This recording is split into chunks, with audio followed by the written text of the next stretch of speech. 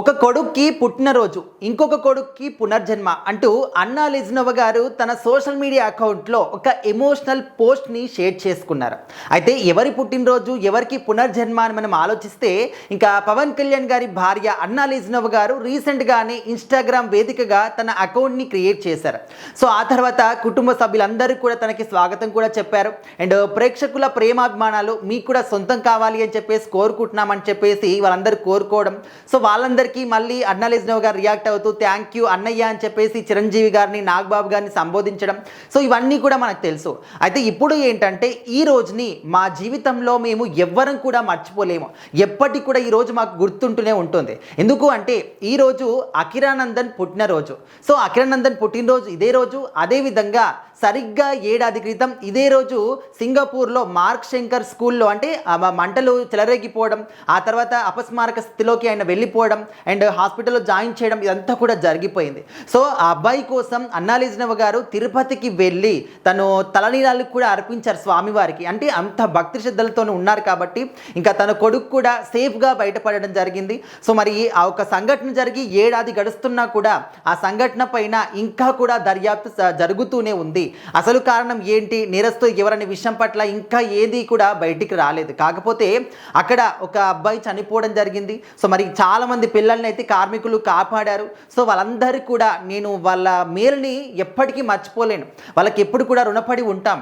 So వాళ్ళు real heroes అంటే వాళ్ళు అని చెప్పేసి కూడా కార్మికుల గురించి కూడా చాలా గొప్పగా సంబోధిస్తూ మాట్లాడారు అన్నా లిజ్నోవా గారు. సో మరి ఏంటంటే ఈరోజు తన కొడుకులు ఇద్దరు కూడా ఒకళ్ళు చూస్తూ ఉంటే అకిరానందన్ పుట్టినరోజు, తన లైఫ్లో అంటే తను ఎదుగుతున్నటువంటి ఆ తీరును చూస్తూ ఉంటే అందరికీ కూడా మా కుటుంబ సభ్యులందరికీ చాలా గర్వంగా ఉంటుంది.